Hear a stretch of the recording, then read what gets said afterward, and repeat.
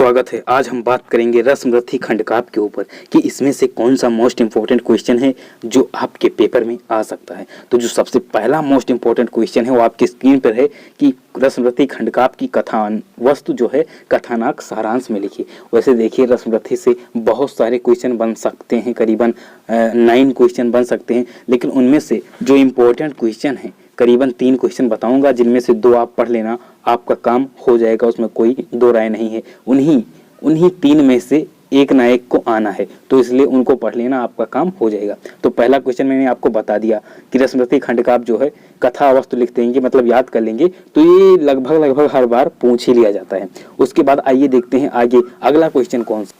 अगला जो most important question है वो है रसमरथी के आधार पे श्री कृष्ण का चरित्र चित्रण। ये भी क्वेश्चन लगभग हर बार पूछ ही लिया जाता है। तो मैं आपको क्या सजेस्ट करूंगा कि आप इसको याद करें, श्री कृष्ण वाला, क्योंकि कथावस्तु याद करेंगे तो थोड़ा लंबा है, उसको आप जल्दी याद नहीं कर पाएंगे, लेकिन इसको आराम से आप याद कर सकते हैं। और दूसरी चीज जो है, यदि आप कथावस्तु याद कर लेंगे तो लगभग सारी चीजें एक ही क्वेश्चन में याद हो जाती हैं।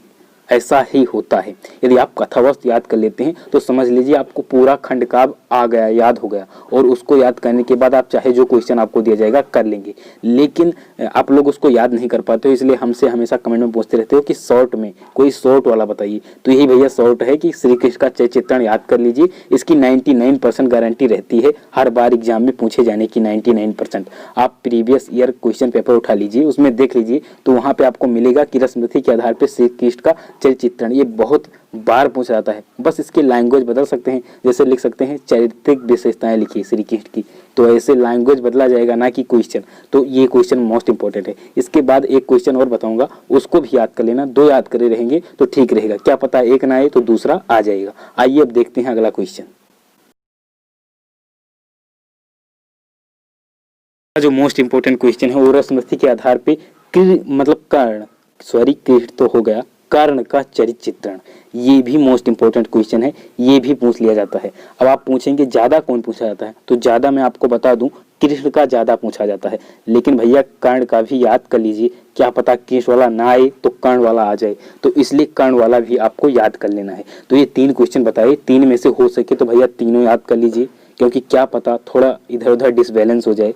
लेकिन तीनों नहीं याद करना चाहते हो तो जो लास्ट के 2 बताइए, अभी जो ये बता रहा हूँ कर्ण और दूसरा कृष्ण, ये दोनों के चांसेस जो होते हैं 99%, एक का 98, इसका 98% होता है, लेकिन उसका 99% चांसेस रहता है कि आ जाएगा। 100% तो नहीं कहूँगा, क्योंकि क्या पता कुछ चेंजेस कर दें पेपर में, लेकिन जहां तक आशा है वो यही की जा रही कि इन 3% में से एक को तो आना ही आना है, और साथ में दूसरी आशा 99% की जता रहा हूं कि 2 को आना है। मतलब जितने क्वेश्चन भी हैं इन्हीं तीनों में से पूछे जाएंगे। तो आई होप आप समझ चुके होंगे कि क्या क्वेश्चन आ सकता है और आपको क्या कैसे पढ़ना है। यदि आपको शॉर्ट में चाहिए कि कैसे याद करूँ, इसको याद करने में प्रॉब्लम है, कहानी की तरह समझ लूँ, तो उसके लिए कमेंट करना, मैं वीडियो दे दूंगा, आपको सिंपली याद हो जाएगा। लगभग कुछ खंडकाव्य के मैंने अपलोड कर दिए हैं वीडियो, बहुत आसानी से कर दिए हैं, बहुत लोगों ने उसको देख भी चुके हैं। तो आप भी यदि इस पे चाहते हैं तो कमेंट करना। तो आई थिंक अब मिलेंगे अगले वीडियो में और आपके लिए फिर कुछ नया करने का प्रयास करेंगे। जय